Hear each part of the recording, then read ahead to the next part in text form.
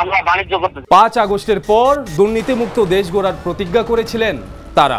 সবাই ভেবেছিল তাদের হাত ধরেই গঠিত হবে কাঙ্ক্ষিত নতুন বাংলাদেশ। কিন্তু ক্ষমতা আর টাকার নেশায় তাদের অনেকেই জড়িয়ে পড়েছেন মামলা বাণিজ্য, চাঁদাবাজি সহ ভয়ঙ্কর সব অপরাধের সঙ্গে। আবার কেউ কেউ গুপ্তচর হয়ে কাজ করছেন গণ অভ্যুত্থানের মুখে পতিত আওয়ামী লীগের এজেন্ট হিসেবে।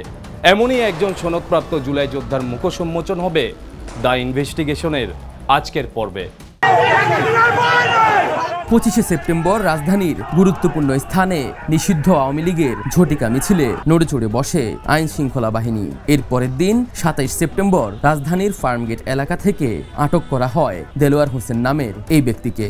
বিভিন্ন গণমাধ্যমে প্রকাশিত সংবাদ অনুযায়ী তিনি ফ্যাসিস্ট সরকারের সাবেক এমপি ইলিয়াস উদ্দিন মোল্লার ঘনিষ্ঠ সহযোগী। সেদিন যখন বিএনপি, এনসিপি ও জামাতের নেতারা আওয়ামী লীগের ঝটিকা মিছিল ও নাশকতার সাথে জড়িতদের মারধরের পর পুলিশের কাছে সোপর্দ করছিলেন, তখন বারবার নিজেকে জুলাই যোদ্ধা হিসেবে পরিচয় দিতে থাকেন দেলোয়ার। এমনকি জুলাই ফাউন্ডেশন থেকে জুলাই যোদ্ধা হিসেবে সনদ পেয়েছে বলেও দাবি করতে শোনা যায় তাকে। তার এমন দাবিতে তখন কিছুটা নড়েচড়ে বসে তেজগাঁও থানা পুলিশ। কিছুটা হলেও থমকে যেতে হয় গণমাধ্যম কর্মীদেরও। পুলিশের হাতে আটক হওয়ার পর নিজেকে জুলাই যোদ্ধা হিসেবে পরিচয় দেন দেলোয়ার। তার এমন দাবির সত্যতা কতটুকু? সে কি আসলেই জুলাই যোদ্ধা, নাকি কথিত আওয়ামী লীগের পরিকল্পনা বাস্তবায়নের এজেন্ট? জুলাই যোদ্ধা হিসেবে পরিচয় দেয়া এই দেলোয়ারের বিরুদ্ধে আরো 3 মাস আগে শুরু হয় দ্য ইনভেস্টিগেশনের অনুসন্ধান। আইন শৃঙ্খলা বাহিনীর দেয়া তথ্য অনুযায়ী সনদপ্রাপ্ত এই জুলাই যোদ্ধার নামে রামপুরা থানায় জুলাই আন্দোলনে ছাত্রদের উপর গুলি চালানোর অভিযোগে দায়ের করা হয়েছে 2টি মামলা। ফ্যাসিস্ট আওয়ামী লীগ সরকারের এমপি ইলিয়াস উদ্দিন মোল্লার সঙ্গে দেলোয়ারের রয়েছে ঘনিষ্ঠ সম্পর্ক। দ্য ইনভেস্টিগেশনের হাতে আসা একটি কল রেকর্ড সন্দেহের মাত্রা আরো বাড়িয়ে দেয়। এরা বিএনপির নেতাদের সাথে চলবো, জামাতের নেতাদের সাথে চলবো, এগুলো তো আমি যতদূর লাইতিয়া উষ্টায় যতদূর পারি আমি তো দমন করছি। এখন আপনারা যদি আপনাদের জায়গা থেকে নীরব থাকেন তাহলে তো এরকম বাড়াবাড়ি করবোই। আর যদি একবার উঠতে পারে তখন মনে করেন যে আমারও তো ধরবো পরে, আপনাদেরও ধরবো আগে। তা আমি তো চাইছিলাম আপনাদের সহযোগিতা, যে আপনারা আমারও যদি সহযোগিতা করতেন তাইলে এদেরকে গণপিটুনি দিতাম, দিয়ে ঢাকা থেকে বাইর করে দিতাম। এখনো যদি চান এখনো ঢাকাতে বাইর করে দিতে পারবো, ওই প্রসেস এখনো আছে। শুধু তাই নয়, অন্য একটি ফোনালাপে জুলাই আন্দোলনে ছাত্র জনতা হত্যা মামলা থেকে নাম বাদ দিতে এক প্রতিষ্ঠিত ব্যবসায়ী এবং বাণিজ্যিক সংগঠনের নেতার কাছ থেকে টাকা চাইতে শোনা যায় দেলোয়ারকে। এই কথাগুলো কেটা কেটা কইছে যে মামলা উঠায় পরে বসতে দেবো সবাই, কিন্তু আপনারটা আমি কথা দিয়েছি আপনারে, আপনারটা শুধু ঠিক থাকবো, আপনার কিছু টাকা পয়সা লাগবো, আপনার অনেকেই দিতেছে। আর আমি নিজেও মনে করেন যে কিছু কিছু দিব দিয়া আমাদের এই যে আতিক ভাই দোকানে বেশি একজন লোক আছে মুকুল ভাই আমরা কয়েকজনে মিলে এগুলা করতেছি আর কি, বুঝছেন।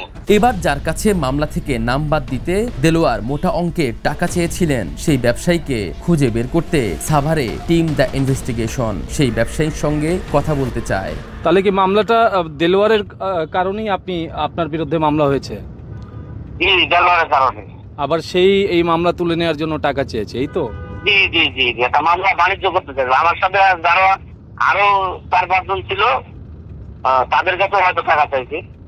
না, আমরা এখন আর মামলা করি নাই। আমার ফ্যামিলির থেকে আমার মায়ে এই মামলাটা যাইতে দেয় না, মায়ের মাথায় হাত দিয়ে কিরা করেছে যে আর মামলাটা তুই যাস না, যা হয় ওই যা করে করুক। সব তথ্য হাতে পাওয়ার পর রাজধানীর রামপুরা থানায় হাজির টিম দ্য ইনভেস্টিগেশন। ফোনে বিষয়টি শুনে 1 ঘন্টা অপেক্ষা করতে বলেন থানাটির ভারপ্রাপ্ত কর্মকর্তা রাহাত খান। 1 ঘন্টা পরে আসবেন নাকি আরো বেশি? রামপুরা থানার সামনে দাঁড়িয়ে ছবিটি তুলেন জুলাই আন্দোলনে ছাত্রদের উপর গুলি চালানোর অভিযোগে দায়েরকৃত মামলার আসামি দেলোয়ার। একটি ব্যবসায়িক গ্রুপে এই ছবি পোস্ট করে তিনি লিখেছিলেন, রামপুরা থানায় এসেছিলাম, ওসির সঙ্গে দেখা করেছি, কথা বলেছি। সবচেয়ে ভয়ঙ্কর বিষয়, এই পোস্টে তিনি উল্লেখ করেন তাকে গ্রেফতারের চেষ্টা করলে সংশ্লিষ্ট কর্মকর্তার চাকরি থাকবে না। এই বিষয়ে কথা বলতে চাইলে রামপুরা থানার ভারপ্রাপ্ত কর্মকর্তা রাহাত খান ক্যামেরার সামনে কথা বলতে রাজি হননি। তবে থানার সামনে এসে দেলোয়ারের ছবি তোলার বিষয়টি তার জানা নেই বলে দাবি করেন এই কর্মকর্তা। আপনি একটু যদি বলতেন যে এই বিষয়ে না, এটা মিডিয়াতে আমি কথা বলতে পারবো না। কথা বলবেন না, না, না। কে বলবে এটা? এটা তাদের আমাদের কাছে যাবো, হ্যাঁ আমাদের ডিএমপি মিডিয়া উইং আছে না? গেলে বিষয়ে কথা বলবেন না। না, এটা আমাদের সুযোগ আছে, ডিএমপি মিডিয়া সেন্টার আছে না?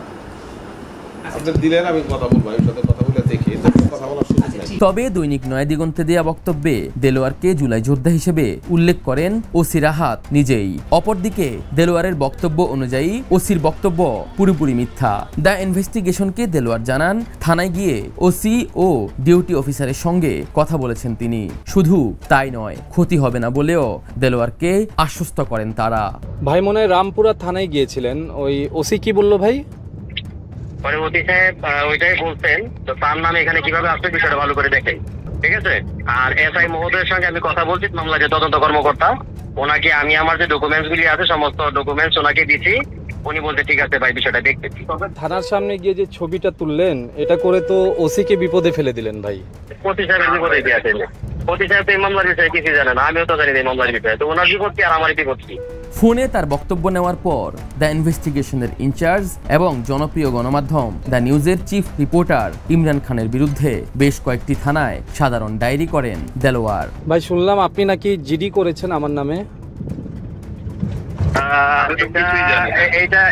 এটা সমস্যা নাই, এটা আমি রিমুভ করে দিব, এটা কথা হয়েছে। হ্যাঁ, ওইটা আপনারা আমাদের কাছে সহযোগিতা করেন, আমরা আপনাদেরকে তথ্য দিয়ে সহযোগিতা করি। আপনারাও দেশের জন্য কাজ করতেছেন আর আমরাও দেশের জন্য কাজ করতেছি। এরপর থেকেই সনদপ্রাপ্ত কথিত এই জুলাই যোদ্ধার উপর নজর রাখে টিম দ্য ইনভেস্টিগেশন। সম্প্রতি রাজধানীতে কার্যক্রম নিষিদ্ধ আওয়ামী লীগের একযোগে ঝটিকা মিছিলের একদিন আগে ঢাকা মেডিকেল কলেজ হাসপাতাল প্রাঙ্গণে শ্রমিক অধিকারের নামে বিপুল লোকজন জড়ো করেছিলেন দেলোয়ার। সেই রাতের একটি ভিডিও হাতে আসে টিম দ্য ইনভেস্টিগেশনের। শুধু তাই নয়, আইন শৃঙ্খলা বাহিনীর দেয়া তথ্য অনুযায়ী সেই রাতে রাজধানীর কারওয়ান বাজার, ফার্মগেট ও ধানমন্ডির সোবহানবাগ এলাকায় অবস্থান করছিলেন দেলোয়ার। এর আগের রাতে দেলোয়ার গুলশানের একটি ক্লাবে কয়েক ঘন্টা মিটিংয়ে যুক্ত ছিলেন হাসিনা এবং নানকের ঘনিষ্ঠজন আসাদের সঙ্গে। ধারণা করা হচ্ছে সেই মিটিংয়ে কনফারেন্সে যুক্ত ছিলেন নানক নিজেই। এর পরের দিন আবারও রাজধানীর ফার্মগেট এলাকায় যান দেলোয়ার। সেখানে তেজগাঁও থানা পুলিশের হাতে আটক হন দেলোয়ার। তাকে গ্রেপ্তার দেখানো হয় রামপুরা থানায় দায়েরকৃত সেই মামলায়। পাশাপাশি রাজধানীর ফার্মগেট ও কারওয়ান বাজার এলাকায় নাশকতার অভিযোগে আরেকটি মামলা দেয়া হয় তার বিরুদ্ধে। দেলোয়ারের দাবি অনুযায়ী সাভারেই জুলাই আগস্টে হওয়া ছাত্র জনতার অভ্যুত্থানে অংশ নিয়ে আহত হয়েছিলেন তিনি। কিন্তু তার প্রতিবেশীদের মুখে শোনা যায় দেলোয়ারের ভিন্ন চরিত্রের কথা। না না, আমি এটা বললেও সমস্যা, তার কর্মটুকু এখান থেকে শুরু। রাস্তা হওয়ার আগের থেকে সেটি মোচালিত আগে 10 টাকার বেবি ট্যাক্সি এসে নেওয়ার জন্য এটা চালাইতো। এবার দেলোয়ারের পারিবারিক ও রাজনৈতিক পরিচয় জানতে তার গ্রামের বাড়ি কিশোরগঞ্জের উদ্দেশ্যে দ্য ইনভেস্টিগেশন টিম। কিশোরগঞ্জের সদর উপজেলার স্থানীয় বাসিন্দা ও বিএনপির নেতাকর্মীদের মতে সনদপ্রাপ্ত জুলাই যোদ্ধা দেলোয়ার ও তার পিতা শুরু থেকেই আওয়ামী রাজনীতির সঙ্গে যুক্ত। বাবা আব্দুর রহমান ছিলেন জেলা আওয়ামী লীগের নেতা। যোগ দিয়েছে, আওয়ামী লীগে যোগ দিয়ে আমার স্ট্যান্ডারে বাঁচাইছে। পরে এইভাবে আমি বিএনপির নেতারা থেকে আমার সভাপতিরা বাঁচাই দিয়েছি, মানে মামলা যা আছেন সব নেতারা সরাই নিছে। না, আমি যেটা জানি সে ঢাকা শহরে সমন্বয়ক ছিল, ঠিক আছে। পরে 200 না 250 জনের নামে মামলা করছে। হ্যাঁ, এই কাগজ ডাইন নামরে দেয়াই ছিল, ঠিক আছে, বাপেরে বাঁচানির লাগিয়া। পরে বাপেরে বাঁচাইতে গিয়া আমার বড় বড় নেতা কর্মী আছে, এরা রাতে হয়ে ধরলাম, ধরে গেলাম যে আমার সভাপতি আছিল, এরা বাঁচানির লাগে, আমার স্ট্যান্ড বাঁচানির লাগে, তার আমরা আওয়ামী লীগে যোগদানের লাগিয়া কইছিলাম। রাজনীতিতে আসার আগে সাধারণ টেম্পু চালক ছিলেন দেলোয়ারের বাবা আব্দুর রহমান। এমনকি টেম্পু চালাতেন দেলোয়ার নিজেও। সেখান থেকে এক আওয়ামী লীগ নেতার সাথে তার পরিচয় এবং সেই নেতার হাত ধরেই রাজনীতিতে আগমন ঘটে টেম্পু চালক আব্দুর রহমানের। এরপর যে টেম্পু স্ট্যান্ডে টেম্পু নিয়ে দাঁড়িয়ে থাকতেন সেই জায়গায় দায়িত্ব পান দেলোয়ারের বাবা। ছেলে দেলোয়ার ও তার বাবা আব্দুর রহমান দুজন মিলেই এই টেম্পু স্ট্যান্ড নিয়ন্ত্রণ করতেন এবং চালকদের কাছ থেকে আদায় করতেন চাঁদা। তার বাবাও আওয়ামী লীগের সাথে জড়িত ছিল। আক্রাবাজার সিএনজি স্ট্যান্ডে চাঁদাবাজি করতো, তার বাপ ছেলে মিলাই করতো এবং সে আগে ফ্রিজের কাজ করতেন। রাতারাতি এত টাকার মালিক কিভাবে হইল প্রশাসনের কাছে এটা সুস্থ বিচার চায়। শুধু গ্রামের বাড়ি নয়, ঢাকায়ও চরম পর্যায়ের মামলাবাজ হিসেবে পরিচিত দেলোয়ার। দেলোয়ার মূলত আসাদ সাহেব এবং ইলিয়াস মোল্লা এবং পঙ্কজ দেবনাথের ক্যাডার হিসেবে ব্যবহার হয়েছে। আসাদ সাহেবকে টিকিয়ে রাখার জন্য সে শুধু প্রাণ নাশের হুমকি না, কারো কারণে মামলাও দিয়েছে। আমি যতটুকু জানি একটা ছেলে শুধু ওনাকে লিখছিল যে আপনার তো জানি দুর্নীতির দায়ে চাকরি গেছে, তার নামে মামলা দিছে। কেন বলা হলো আমার নামে মামলা দিছে আমি জানি না। 20 থেকে 22টা মামলার আমি এই মুহূর্তে আমার কাছে রেকর্ড পেয়েছি ঢাকাতেই বিভিন্ন থানা, বিশেষ করে আশুলিয়া থানায় আপনি গেলে পাবেন অন্তত 1 ডজন মামলা আছে শুধু আশুলিয়া থানাতে। ঢাকায় আসার পর তার পরিচয় হয় আসাদুজ্জামান নামের এক মাফিয়ার সঙ্গে। সময়ের সাথে ব্যাপক প্রভাবশালী হয়ে ওঠেন দেলোয়ার। সবাই তাকে মোহাম্মদপুর থানা আওয়ামী লীগের সহসভাপতি এবং নানক ও শেখ হাসিনার ঘনিষ্ঠজন আসাদের ক্যাডার হিসেবে চিনতে থাকেন। অপরদিকে আসাদ ছিলেন এসি ও ফ্রিজ ব্যবসায়ী ও মালিকদের সংগঠন ব্রামার সাবেক সভাপতি।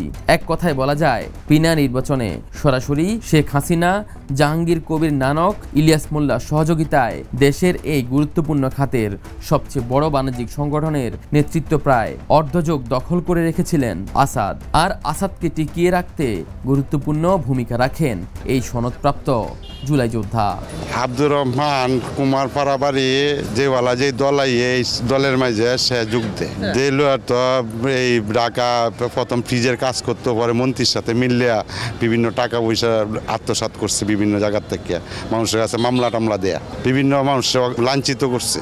জুলাই হত্যাকারী যখন জুলাই যোদ্ধা, তখন আমরা কথা বলি জুলাইয়ে সম্মুখ সারির যোদ্ধা এবং এনসিপির যোগ্য আহ্বায়ক সারওয়ার তুষারের সঙ্গে। তিনি জানান এটি সরকারের দায়িত্বশীলদের ব্যর্থতা। আপনার এই ব্যাপারে মন্তব্য কি এবং এটা কি আরো যাচাই বাছাইয়ের দরকার আছে? অবশ্যই যাচাই বাছাই দরকার আছে। এরকম অনেক ফ্রড হয়ে গেছে, সরকারের যারা দায়িত্বশীল আদেশ এগুলো হয়েছে, হওয়ার কোনো কারণ নাই এবং খুবই দুঃখজনক। এবং সেটা যদি একজন নিতে হবে এগুলোর ব্যাপারে। আমরা এটা সরকারকে বলবো যে যারা এই যে গ্যাজেটের স্বাস্থ্য মন্ত্রণালয় বা সরকারের যে মন্ত্রণালয়ের এটা দায়িত্ব, তারা যে তাদের কাছে আমরা জবাব দিতে চাইবো। আপনি যদি স্পেসিফিক ইস্যুতে বলেন তাহলে আমি স্বরাষ্ট্র মন্ত্রণালয়ের সাথে কথা বলতে পারবো। এই তো আর ইন জেনারেল এগুলো যে ঘটতেছে এই ব্যাপারে আমরা সরকারি কনসার্ন জানাতে পারবো। এতক্ষণ দেখলেন সনদপ্রাপ্ত জুলাই যোদ্ধা দেলোয়ারের আমলনামা। আগামী পর্বে দেখাবো কয়েকজন সমন্বয়কের অপরাধের ফিরিস্তি। অলরেডি এটার সাথে একবার জড়ায় একবার আপনার মোটামুটি নিউজ সবই হয়েছে, পদ পদবি চলে গেছে। পরবর্তীতে এরকম একটা কেস যখন আসছে আপনি এটার মধ্যে জড়ালেন কেন? আচ্ছা টাকা চাইছে, এটার কি কোনো প্রমাণ আছে আপনার কাছে? দ্য ইনভেস্টিগেশনের এমন চাঞ্চল্যকর অনুসন্ধান দেখতে চোখ রাখুন প্রতি সোমবার রাত 10টায় দ্য নিউজের ফেসবুক পেজ ও ইউটিউব চ্যানেলে। আপনার এলাকায় পাড়া মহল্লায় ঘটে যাওয়া যে কোনো অপরাধ এবং পর্দার আড়ালে থাকা অপরাধীর তথ্য দিয়ে আমাদের সঙ্গে থাকতে পারেন আপনিও। অপরাধ ও অপরাধীর মুখোন্মোচনে আপনার এলাকাতে পৌঁছে যাবে দ্য ইনভেস্টিগেশন। তথ্য জানাতে ইনবক্স করুন দ্য নিউজের ফেসবুক পেজে। দেশে দেশে সবার সাথে দ্য নিউজ।